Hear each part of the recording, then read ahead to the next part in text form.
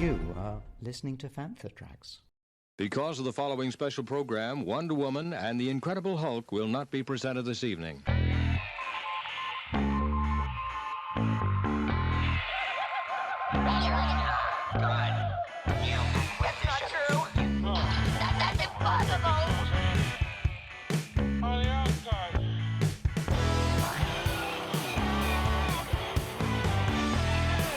It's time to get all your Star Wars news in a single file. This is Making Tracks. Here are your hosts, Mark Newbold and Mark Mulcaster. That's not true. That's impossible. Hello and welcome to episode 100 of Making Tracks. Brought to you by the fine folk over at fanfatracks.com. My name's Mark, I am one of your co-hosts, and this week, as always, is the only man who's appeared on every single Making Tracks episode. That's right, it's Mr. Mark Newbold. Mark, how you doing? Very well, thank you. How are you? I'm good, thanks, dude. I'm starting to sweat a little bit. It's just starting to get a little bit toasty in here already. Yeah, it's the same here. It's the same. It's been muggy. I was up nice and early, went to the gym, so that was great, and it was nice and cool. A few bottles of water to cool me down, but yeah, definitely. And I've not got the fan on because you'd hear it on the recording, so I've turned the fan off, so it's proper roasty in here, yeah. Can't complain because, it's summer and we don't get too many days like this. How's your week in Star Wars been? It's been a busy one. We had the extra episode out, the Vanessa Marshall Roundtable I was fortunate enough to be a part of, where we got to talk to her about Hera's appearance in Devil's Deal. Reviews on the site. Nothing new's really come into the collection this week that I can think of. Business as usual, I'd say. How about you? I had a post up this week on our Facebook page for the Rebel Legion Elstree base. We've got like a private one that I use just to fire out big announcements. But our forum is being upgraded, Matt, but not by myself. It's being done by the web hosts and stuff. So I'm a little bit nervous at the moment because the last time they kind of changed stuff, we lost a whole forum. So we had to do a big rebuild on that. Fingers crossed, as far as I'm aware, it's going okay. We'll put it into the hands of the tech gods and see what happens. But yeah, so no real kind of acquisitions or nice shiny new things this week? No, nothing this week. It's been a quiet one in that respect. You had anything wobble into the house? My Star Wars Vintage Collection Gaming Greats figures have arrived, but I actually don't have them because they've arrived at the post office and I wasn't in, so they're still at the post office. So I've got to go collect those, so they're waiting for me. And apart from that, I just randomly picked up just a full set of Star Wars keyrings. I mean, I think most people will remember these ones. They're kind of like the big kind of character keyrings, which have got with what I kind of consider the classic Star Wars logo, which is that kind of metallic kind of look about it. So just a random eBay auction that was basically going unloved, so I picked those up for like next to nothing. Nice catch. Yeah, so I think I've got most of them already, so I need to kind of go through and see if I basically wasted my money or if actually I've got a couple there that I can now use to complete the set. So yes, going to do that this week. Hey man, it's me, Kevin Smith, Star Wars fan, Fantha Tracks fan. Award nominations continue to pour in for the second season of Mandalorian. Its cast and its crew have not just earned 5, not even 10, but 24 Emmy nominations for the flagship Disney streaming series. The nominations cover the whole host of award categories from outstanding drama to outstanding period and or character hairstyling. So, I mean, it's a fantastic amount of nominations that they've just received. It's incredible. It really is. I think Disney Plus as a project, I think we talked about this the other week, because it did pick up some other nominations in other award ceremonies, but 24 Emmys. I mean, that is hefty. I think there was only one show. Yeah. I think One Division got 25. I think it was the only show that got more. Falcon and Winter Soldier got 6, I think, as well.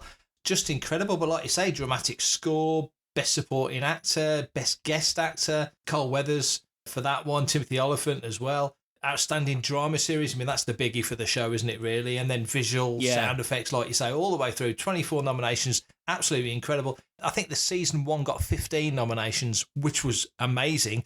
So this is a massive step up on that. And all it does is just hype the anticipation firstly for Book of Boba Fett, but then, of course, for season 3, Amanda. Exactly. And from what I've read, I think there was a 15% increase in the number of nominations that the Emmys received this year. I think you can basically nominate for any category and then they get selected. So obviously it gets whittled down. If the fact that, we've had quite a few streaming series pick up like nominations across the board is quite interesting and quite positive, I think, for the streaming services. For Star Wars especially, it's wonderful news. So hopefully this will like you said, this will reflect with the Book of Boba Fett and then what we're going to see when Mandalorian Season 3 hits our screens. It's fantastic. Yeah, it really is. Always good to see Star Wars get nominated. It certainly has been shut out of the Oscars over the last few decades, really, which I think is regrettable considering how, especially ILM, got just dominated the visual effects categories for the 80s and the 90s, and then has been pretty much shut out ever since. Don't understand that. Hats off to everybody involved with The Mandalorian.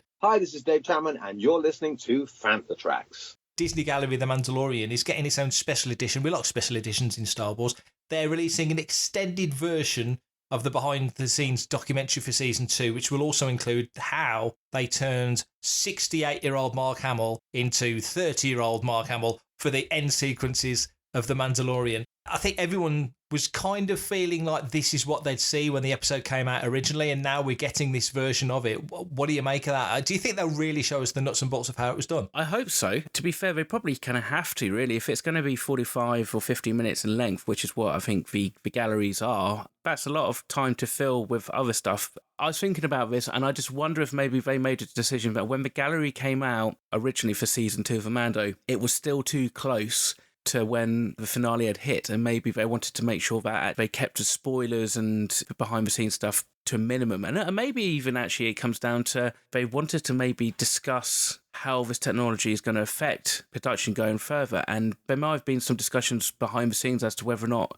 it's something they wanted to show or not. Yeah. So the fact is, we're now getting a full episode is great. So it's fantastic news, and I can't wait to watch this on August 25th. It's going to be one of those kind of get up first thing in the mornings and head downstairs and plonk it on and watch it, because fascinated to see the process behind this. Mark Hamill's reaction to being approached and asked to actually be involved in this, I think has been quite something that he wasn't really expecting back when he'd finished The Rise of Skywalker. The reaction of Hamill to coming back for this, because it certainly was a surprise for him. He didn't expect this. I guess he probably didn't realise the technology was that good. And it's a week as well. It's been in the news this week about where we have deep fakes for faces making people look like other people. You've also got a vocal version of deep fakes. I don't know if you've heard any of these. Yes. Absolutely incredible, but also a bit scary. So I think when this episode came out originally, to look behind the curtain straight away and see how they did it with Hamill might have been too much, and it might have took the magic away a little bit. Now, to do it, 7-8 months later, however long it is since, the Rescue debuted, that's probably the right time. And, you got all those Emmy nominations, Mando's back in our thoughts, Book of Boba Fett's not that far away now. So very smart bit of business. I'm very much looking forward to seeing this. Hi, this is John Morton from The Empire Strikes Back. I'm Dak Rotha, or Bespin Boba, and you're listening to Fantha Tracks. So speaking of Mr. Hamill, he was guest on Friday night's Jimmy Fallon show, where he was basically discussing his involvement with Masters of the Universe Revelation, where he plays Skeletor, which is something I cannot wait for. Jimmy Fallon also gets onto The Mandalorian and his involvement with that big kind of reveal that we saw at the end of Season 2. The last couple years, you keep showing up and surprising me and everyone with these things. I don't want to spoil any of the things you have if you haven't seen. If you're Mandalorian fans, put your earphones on. But how you pulled that off was one of the coolest surprises ever. I just wanted to say congrats on that. That was one of the coolest TV moments of definitely this year that we saw. Yeah. And talk about unexpected. I had finished playing that part. I never expected to do it again. I thought if they ever tell stories of Luke in that period, post the originals and pre-sequels, they'd get an actor, an age-appropriate actor.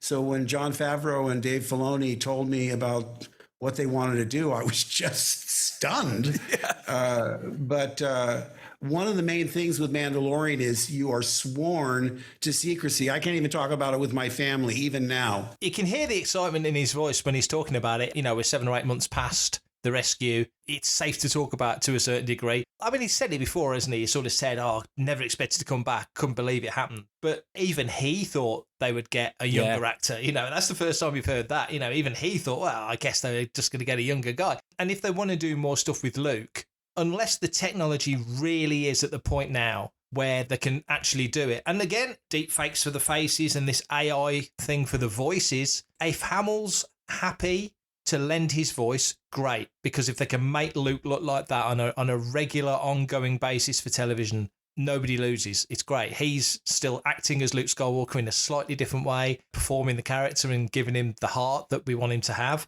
By the same token, maybe there's a way, and this is what I'm thinking, is as you get older, your voice gets deeper. And Hamill's voice naturally has dropped a few registers. So Mark doesn't speak the same as he did back in 1983. If they'd filmed this when it was actually supposed to be filmed, he'd have been filming it in 89, 90. It's sort of 4 or 5 years on, if you think of it in those terms. So if they can orchestrate a scenario whereby they can have his voice at the pitch and tone it was back in the early 90s, let's say, and Hamill vocalises it, and they can make it sound just like he did back then. It's a vocal deepfake, isn't it? But with permission and within collaboration with the performer himself. I don't see that being an issue. It's a technology that's progressing. If they can make Luke look and sound like he did back in those days and do it on a regular basis, and the actor's still involved, Hamill's still there as a part of that process, everybody wins. Yeah, I think so. I think that's a fairly decent kind of take on it. If there's transparency about it and everybody's on board, that's the main thing. Because obviously that is the biggest concern about deepfake technology, vocal or visual, is just that actually you're blurring the lines between reality. And when you start to do that, then you start to question exactly what you're seeing. I know there's been lots of people who have done their own versions of the rescue scenes with Luke at the end of Mandalorian, but they've been basically using the footage of the already digitally enhanced Mark Hamill on there as a base. So the deepfake technology's got less work to do to actually get it to fit. And a lot of the times, deepfake technology doesn't actually work at the higher resolutions that we want for film and for high-end TV. Yeah. So therefore, it's not necessarily going to mean that actually suddenly we could get loads of characters done, because it's process intensive. It's going to mean that also I think we have to look at this from two different sides. And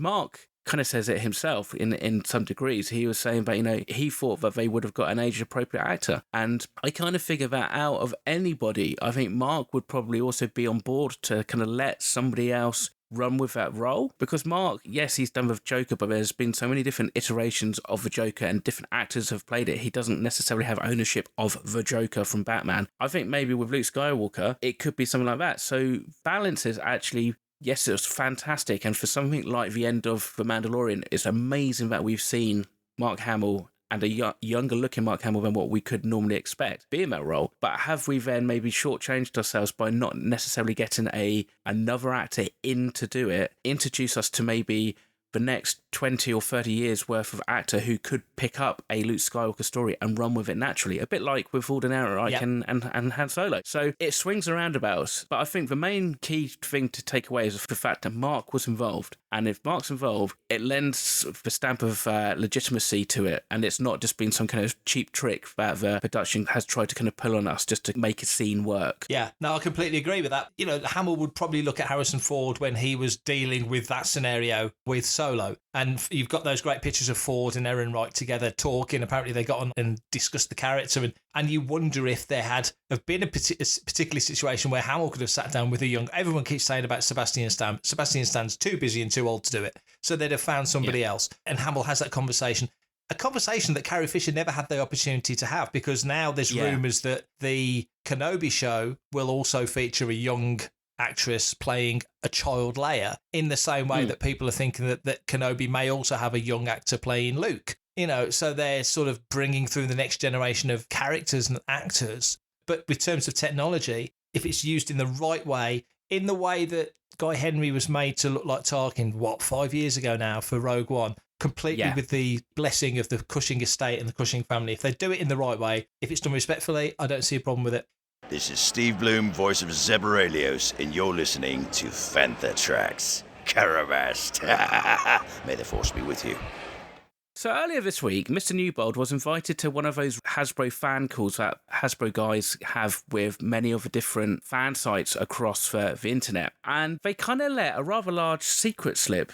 So rather than have me explain it third hand, I'll let Mark explain what kind of happened. Slightly unfortunate. So what happens is Hasbro invite a bunch of groups, fan sites, YouTube channels, social media outlets, those kind of people, including Fantha Tracks, thankfully, to be involved in these basically roundtables, virtual roundtables. So they do 4 sessions each time, and I'm generally on with the same folks. you basically have 5 questions each. So it's a round robin. You start with the first person. It's always a different person every time. You ask you 5 questions about the availability of the new Trapper Wolf figure, the Emperor's Throne, the Cantina 6-inch Black Series set in the UK. They're coming to Hasbro Pulse. Ask the question that you actually asked me to ask Mark about Shadows of the Empire, and they said that it's on their radar, but it's not happening quite yet. And just a few of the general questions about Hasbro figures and stuff that's coming. And the first session, which obviously took place about an hour and a half before my session did, to do these things live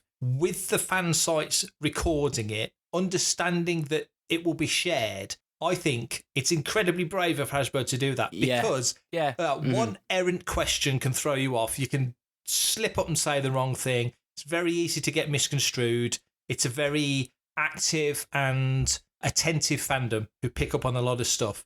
Sadly, in the flow of conversation, Patrick mentioned that amongst other things that are coming down the pike, there will be a 6-inch Rancor for the Black Series, HASLAB Black Series.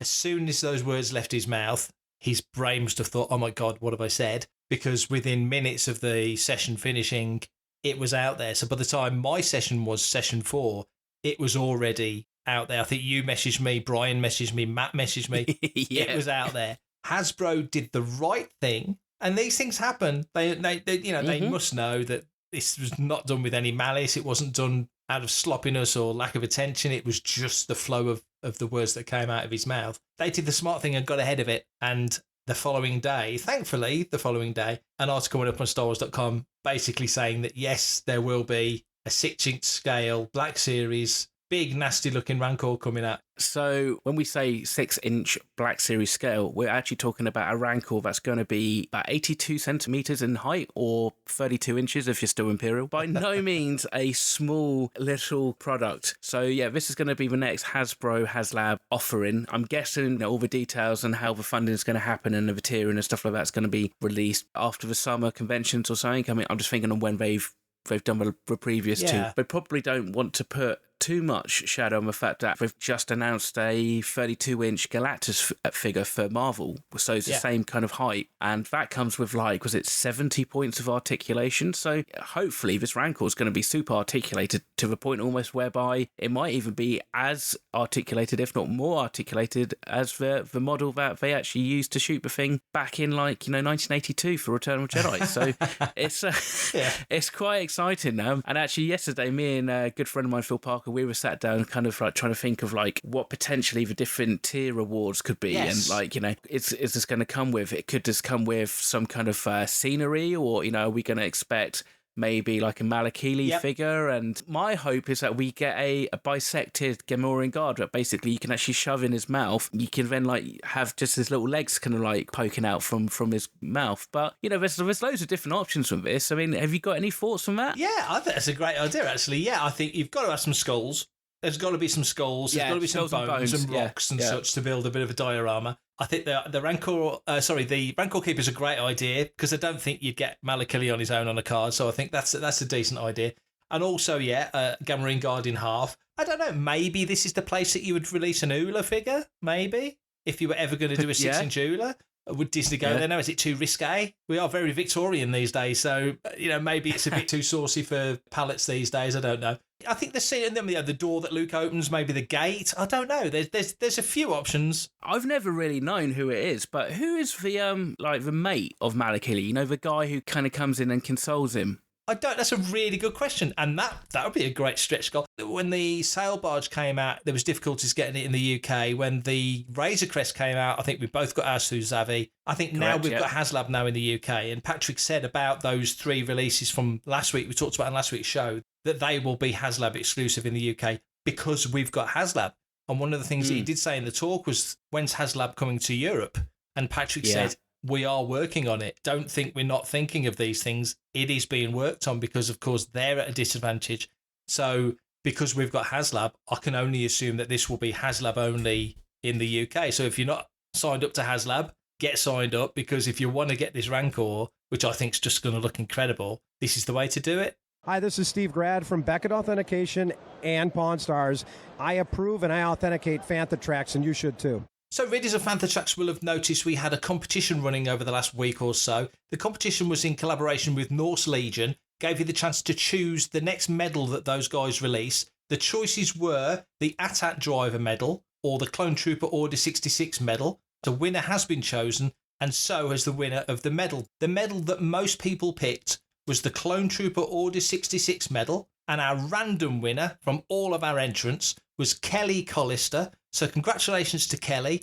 Norse Legion will be in touch. They'll be sending you both medals, and your name will go on the Norse Legion site as the person who chose that winning medal. Congratulations, and we'll be running some more competitions here on Fantha Tracks very soon. For everything in one location, daily news, reviews, interviews, podcasts, video, and social media feeds, bookmark FanthaTracks.com for Star Wars news 24/7, 365.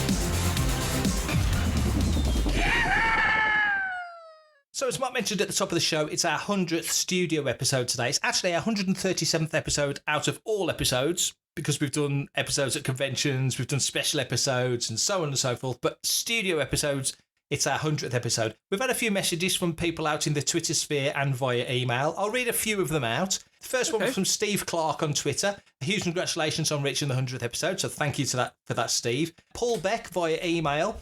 Just wanted to wish you and the team at Fantha Tracks congratulations on reaching the upcoming 100th episode of your podcast, Making Tracks. Here's to many more in the future. Always look forward to the new show. Kind regards always, Paul from Australia. So thank you, Paul Beck from Australia. Very kind. I couldn't not read this one out. I want your reply to this one. Okay, this is from Titan Magazine's former Star Wars Insider editor, Jonathan Wilkins, who on Twitter asked, when you were making the first Making Tracks, did you think it would be a global phenomenon all these years later? Well, I guess that depends on the definition of global, but you weren't there for the first one, but you've been there since episode 25, so your answer is just as important and valid as mine. So did you think, Mark, that we would be a global phenomenon, given that we've just read out a question from Australia? Did you think that we would have such notoriety?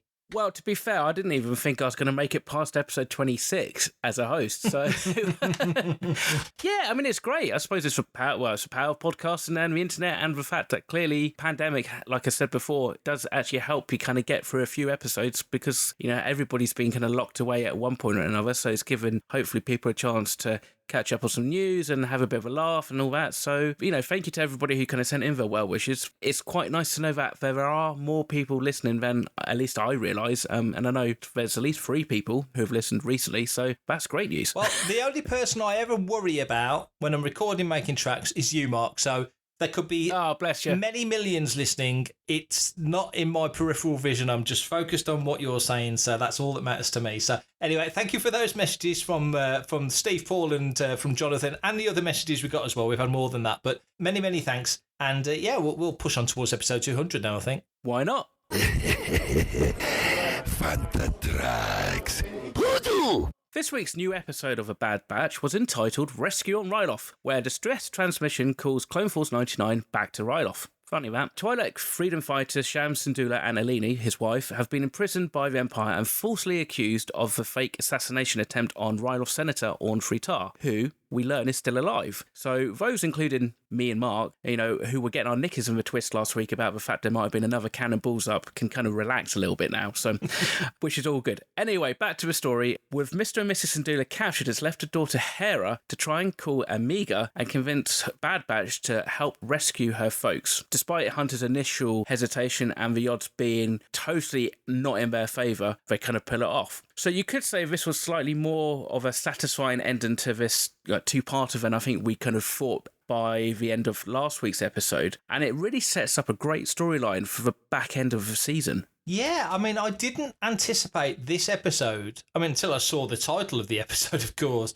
I didn't anticipate there being, you know, a second part to the episode last week. I really did think that when Hera escaped and they were captured, that was kind of where they would leave it. It was something that we would come back to in time, but that we don't know a huge amount about Hera's past and her history. At the round table I did with Vanessa Marshall, she mentioned that one of the questions asked, you know, how much did you know about your past? And she says, I did know quite a bit. David got it all sort of worked out. So I think this adheres to somewhat to what Filoni had laid down a while ago. But I really didn't think we'd come back so quick. So to be back on Ryloth and to get back into it and to have the Batch be more present and more involved in this episode than they were in the last one, which they were basically guest stars in their own show, was really interesting. I really enjoyed it. Worked for you? I think it did, to be fair. There is a risk with these two episodes because it kind of more than ever really felt like a Clone Wars Rebels kind of episode, which I don't know is necessarily a bad thing or not. I mean, I suppose it kind of comes down to whether or not you feel like each series needs to kind of stand on its own merits. But the fact of the matter is, we're trying to build a cohesive galaxy, and so some of these kind of things are going to happen. I think one thing that was really interesting was the Crosshair and Captain Hauser dynamic, and just even the whole dynamic with the Imperials and stuff. And what's quite nice with the Bad Batch is that there's these little kind of throwaway comments that really kind of like refer to how the rest of the galaxy is faring. If you're not paying attention, you miss them. Like in this one, just before the probe droid spots them, Tex talks about how Ryloth isn't a separatist world, and yet they're being occupied. And it was done in a really kind of concise way, which, again, he kind of says about like there's other planets that are, falling under this issue. That's quite a big takeaway to kind of think, well, clearly, this is what's going to be happening all over the galaxy. The Empire clearly have got some designs for Ryloth. They want, the minerals and the refineries to be working. And I'm sure they've highlighted and spotted other planets around the galaxy where they're like, actually, this planet's rich in this resource, so therefore we're going to go and set up a refinery in that one, and that one's rich in this one, so we're going to go mine it for that. And suddenly you see how we're going to start to kind of transition into that world where planets are getting devastated ecologically because of what the Empire's doing to it. Looking at the galaxy and the plans that the Emperor would have logically had, I mean, Ryloth's in a key location. From a tactical point of view, it's a useful planet to have in your pocket. As you mentioned, the resources, they've got to fuel the war machine. It's another world to crack down on. It's another message sent out to other planets, I suppose. Now you would imagine an empire that is kind of masquerading as the next step of the Republic would want to appear to be harshly coming down on separatist worlds, because obviously their MO has changed, but this whole propaganda machine's working around the galaxy. And so people just think, oh, well, that's Chancellor Palpatine. He was attacked by the Jedi. He's the same guy.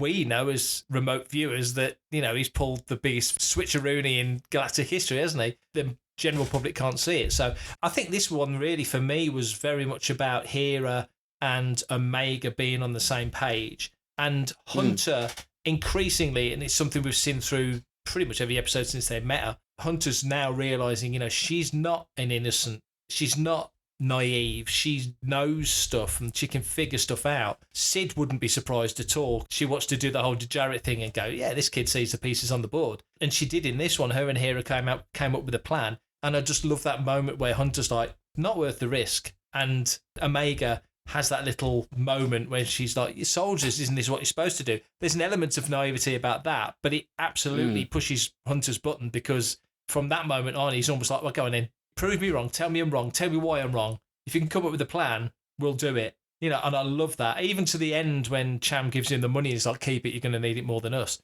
Which tells you that the Batch are doing okay. They've paid Sid off. They've actually got some money in the bank now, so they can subsist and survive. They're not in it for the money yet. We keep saying about them being mercenaries, but it's like, if they were mercenaries, they'd have took that money. Oh, yeah, totally. Yeah. No, you're completely correct with that. Yeah, they that whole dynamic, and even down to that little reminder at the beginning of the episode when Omega's trying to fix, is it Gonki? Hunter kind of says, oh, he's defective, and she's like, yeah, we all are. Yeah. So it's just that kind of nice reminder of actually, like, everybody knows and needs reminded now and again to remember who they are and where they come from. The dynamic between Omega and Hera is something I hope that gets picked up again. It's one of those things that, in hindsight, you go, oh, that would have been great to have an episode in like season 3 of the Rebels where Hera is, has to help out Omega or something and can return the favour. That would just be way too much overcomplicated planning to even happen back then. So, but you say that, sorry to jump in, but you say that, but you make a really good point, because what if now Disney's got the facility now? Disney made Rebels, right? So they've got all the assets. Yeah. It's not like Clone Wars when it was a different scenario. They've got all the assets, and they can, if they wanted to go and make a TV movie, a Spark of Rebellion 9th episode about Hera and Omega meeting in season 3 and drop it in between a few episodes, and it looked just like a Rebels episode, and all the voice casts are still here and around. They could do it if they wanted to. I mean, I suppose they could do. Yeah. I mean, absolutely. Yeah, there's nothing stopping them. I mean, that would be quite an interesting pitch, I would imagine. to try and get through. Yeah. But there's a potential. This, again, is could just be like a Marvel one-shot or something like that. I just kind of really like the kind of parallels between the previous couple of episodes with the Separatists being under the gun and then these guys, and that whole notion of Crosshairs, he knows that he's on unsteady ground. Yeah. He's kind of being tested, and you've got Captain Hauser, who's, kind of turns out to be the hero, but it was a bit of a fruitless kind of thing, because he puts down his gun and says, like, who's with me, and half the clones say, yeah, I'm with you, and then they just get arrested. I'll be interested to see what actually happens to them and their fate, and potentially, like, if this could just be like a little, almost like a little spark of rebellion in the clone ranks themselves, and whether or not some stories leak out from Ryloth and then start to kind of affect other clones across the galaxy. Well, one of the things I put in my Star Wars review was that that moment with Hauser, we said it on the show a couple of episodes ago, or last episode when he first turned up, and we said he feels like a guy who's had his chip removed. My thought process on that is that, okay, the chip's there to enact orders. It was the Order 66 chip, wasn't it? That was the big galactic thing. But you got to wonder now, these are bred to fight for the Republic, and now they're fighting for the Empire. And so those chips, you would imagine, are doing more than just telling them, execute Order 66. Execute Order 66 was kill the Jedi. So now we're beyond that. They're soldiers, they're following, good soldiers follow orders, and they're doing their jobs. But I think now you're probably that enough months past the changeover, if you want to call it that now the Jedi are largely gone. The military are now marshalling the galaxy, that some of these clones would be like, why are we doing this? When Hauser stands up and has that moment and says, come on, brothers, this isn't right. We're not on Ryloth to keep the people down. We're here on Ryloth to protect them, and we're not protecting them. So he has that whole little speech. And like you say, I thought Crosshair was going to take him out. I really did think he would just get the order from Rampart to shoot, but he didn't. My hypothesis was that maybe you could see essentially, well, it wouldn't be called that, but you could essentially see another conflict between enlisted Imperial soldiers, which is what Rampart's trying to do, and former Republic clones, which of course is what the Kaminoans want to propagate still, and Crosshair's on shaky ground because he's a clone. He's getting frustrated by the batch because they keep outwitting him. And this week, I thought Hauser, I really did think for a moment Hauser was going to go with them. But he was like, no, I'm staying. I'm not leaving my boys. I'm not stranding them. I'm not doing that to the squad.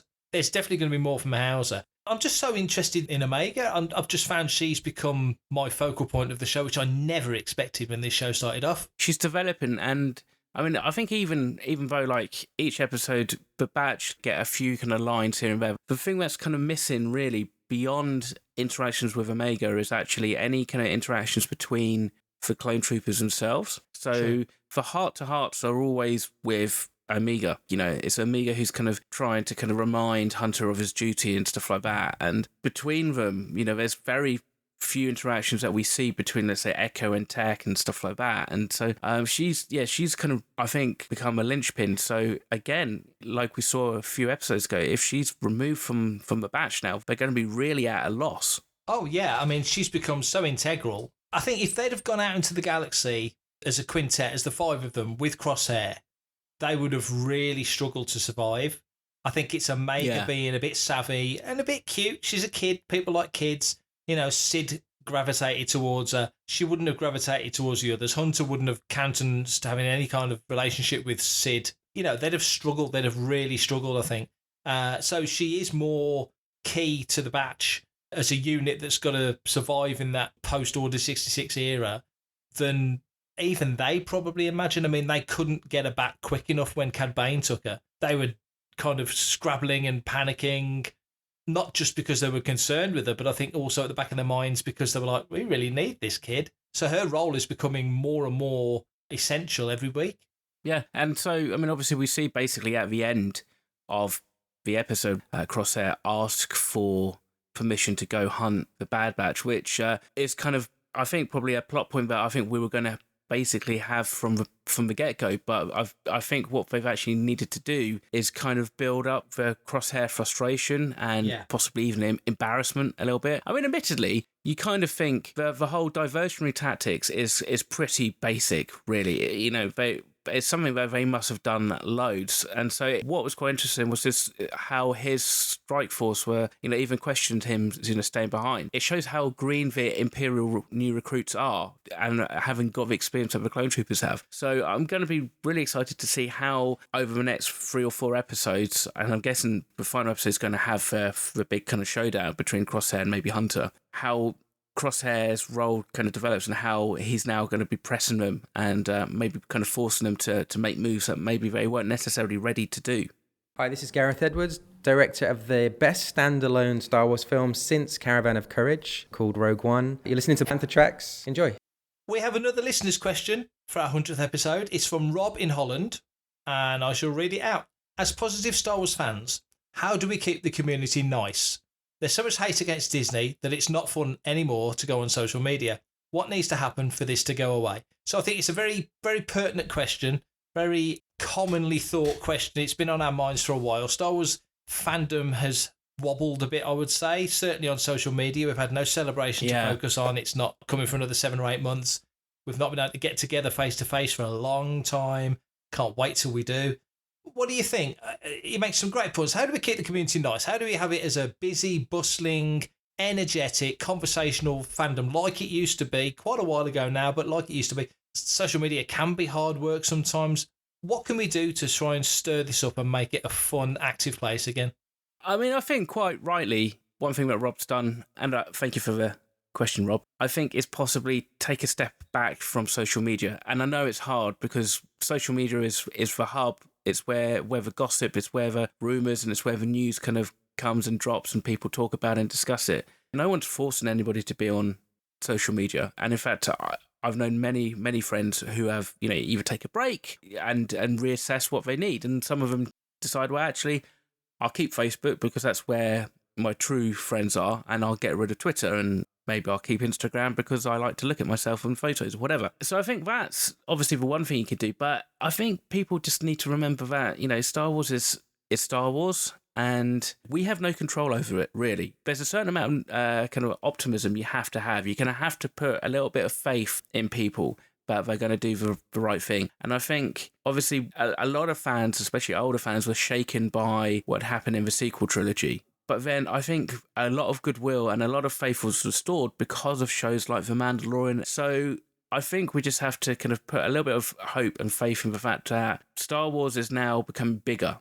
It's becoming bigger and it's going to become more diverse. What it means is that we as fans don't necessarily have to kind of force ourselves to consume everything, and we have to accept that there's going to be Star Wars that doesn't necessarily resonate with us at our time of lives, and may have done 10, 15 years ago, but doesn't necessarily now, and it may never do. And that's okay. Lots of people forget that Star Wars is almost unique. There's very few fandoms and very few franchises that are so big and have kind of spanned such a long period of time. We're now talking about 3 or 4 generations of different aged fans. And so each one has a different starting point. Mark, you were Generation 1. I kind of consider myself Generation 2 because I came just after the Dark Time, but before the special editions. My nephew, who is 8, he's watching Rebels and he's watching Bad Batch, and so that's his introduction. And I can't kind of have a go at him for loving Zeb more than he loves Luke Skywalker, because he's got a different perspective, and it's all about different points of view. Part of the problem with Star Wars is just systematic to the fact that, it's not just in Star Wars. It happens in day-to-day lives. I think there's points where, there's definitely an onus on the tech companies, the companies who own Twitter and Facebook and that, to actually maybe take a step back and actually kind of think, what can we do, and how can we maybe kind of protect our users and maybe make things a little bit more enjoyable than they are now. Yeah, social media as a platform is the problem more than Star Wars fandom specifically, because you look at other fandoms and they're all, the Marvel fandoms are arguing, the Who fandoms are arguing, the Potter fandoms are arguing, there's issues everywhere you look. So I think the thing that gives me hope, and we had this in 2019 in Chicago at Celebration, was when people get face to face, when people are stood there talking, and you're looking around and there's the Star Wars show happening over there, there's the X-Wing behind you, there's whatever, there's things left, right and centre, and you're looking around, you're seeing faces that, everyone's buzzing and everyone's happy. and the panels, it's just people clapping. I think when you're sitting at your individual computer or sitting on the train on your phone, it's very easy to bite when people put things out there. And so many people now put things out there that is just bait. It's literally just bait. They just want to start an argument. They just want to start that negative conversation. And you made a great point, not only the generational thing, and to me, yeah, I've been with it since the beginning, and Star Wars still feels new to me, which I think is why I'm still so invested. Trek's been through so many ups and downs and so many periods of fallow periods and busy periods and quiet and busy and quiet and busy. Star Wars has pretty much been full on since 1991 when Heir to the Empire came out. It's not really tailed off. It's just been there consistently right at the front of everything. The programming we're getting now is so good. Bad Batch is so good. The comics are engaging. The books are interesting. We've got our Super Bowl with Celebration, but there's loads of stuff here in the UK that we can go to. Next weekend, I'm going to Doncaster Unleashed. There's a few Star Wars guests at that, so it'll be my first convention since New York Comic Con in 2019. I think when we're talking one-on-one, you and me may not have the same favourite film. Go back 20 years and it was Phantom Menace. Go back to the original trilogy and people didn't like Jedi that much, because it was so different to Star Wars and Empire. But then other people absolutely adored Jedi, because you look at Jedi and it's like a masterpiece of visual effects and it wraps up the trilogy. And now you can't think of those three films as separate films. You just think of them as a unit. So There's always been periods where people have criticised and got into each other's face. But back to Rob's question, how do you keep the community nice? I think you just engage people. You be conversational. Yeah. It's so easy to bite because we live in a stressful time with everything that's happened for the last 18 months. It's been stressful. Work stressful, life stressful. It's easy to bite at people. When you're all together, enjoying it together, having a chat. We do this show together, but you're the CEO of the Rebel Legion in the UK and I'm running Fantha Tracks and we're all writing for Insider and we're all doing different things. So we're all bringing different pieces to the conversation. I think that's when it gets really interesting. One thing we, as a Star Wars community, is far too quick on is always complaining about the fact that it's the thing that we didn't get. Why hasn't this come out? Why hasn't Hasbro done this? Why isn't this and that? And why am I not getting this comic? To be fair, that kind of makes us spoiled. And I think you kind of got to turn that around and say, well, actually, we're not spoiled. We're so freaking lucky that we're getting all this stuff. Yeah. But, there's opportunities for us to read these books and enjoy the comics. And sit down on a weekly basis and actually taking a Star Wars live-action TV series that we've never had before, or like a Star Wars animated show that we didn't have before 2008. We need to remember that. And it's the same as like when people say, oh, we don't need a Solo movie, we don't need a Cassian Andor film. You're right. You're damn right we don't need it. What we need is electricity, internet, food, and a roof over our head. Now, most people, and especially those who are listening to the sound of my voice, will have got all of those four things. So then we can grant ourselves very lucky and go, actually, wow, look at all these things that we don't need, but we're getting and we can consume and we should be able to enjoy. Because I think most people, and if you're not one of those people, then I feel quite sorry for you, who can sit down and watch a Star Wars whatever and just enjoy it and kind of switch off. If you're not able to switch off your analytical part of the brain and actually just enjoy Star Wars for what it is, then I feel quite sorry for you. It's why I have to watch everything that we talk about twice, because I want to watch it first as a fan, and then secondly, try and pick up some kind of discussion points and break it down so hopefully we can have an engaging conversation, which will then benefit those who have actually spent the time to listen to us. So, it's a difficult one. But I think there's also so many Star Wars fan groups out there. I'm not just talking about the Rebel Legion with 501st from Mando Mercs, the Dark Empire, the Saber Guild, the Droid Builders. There's Joker Squad, Sentinel Squad. There's like the Milton Keynes Garrisons, the 99th Garrison. There's, the Scottish 501st Garrison now, and the Isle of Wight Garrison. Those are all clubs in the UK, and Norwich Star Wars Collectors Club, plus so many more. Not everything needs to exist online. And, all these clubs and stuff meet up and people talk and meet up conventions and we have a good time. And yes, there are people, and, me and Mark, we've stood for 40 minutes and basically chewed the world to write about Star Wars in the middle of MCM Comic Cons so many times. It's just like ridiculous, to a point that I get moaned at by my members for not doing anything. But the point is, like, when you're there and you're face to face and you can see somebody and you can actually, you read them and you can read that actually, you know what? I hear what you're saying. You don't sound irate. I understand your point. And so I think the more that we can actually spend time with each other, which is obviously increasingly difficult in this day and age, the easier being Star Wars fans as a collective is. So get back out to conventions, meet some local Star Wars fans and just have a good time. So I'm going to climb down from my soapbox and wrap this episode up because I think that's basically all the time that we have for this week. So if you've made it this far, pat yourself on the back and thank you for listening. But also thanks massively to Rob for sending in that question. It's actually quite interesting. It's given me a lot to think about and hopefully it does you as well. So if you've got any thoughts or comments about that, please send them in. But of course, if you're new to the show and you don't actually know how to get in touch, but would like to drop us an email with a question or a thought or a theory, Mark has all the info you need to help you do it. Only you can stand on a soapbox and still be dirty. If you want to be part of the action and stay updated on all the latest Star Wars and news, shorter than you. Well, there is that.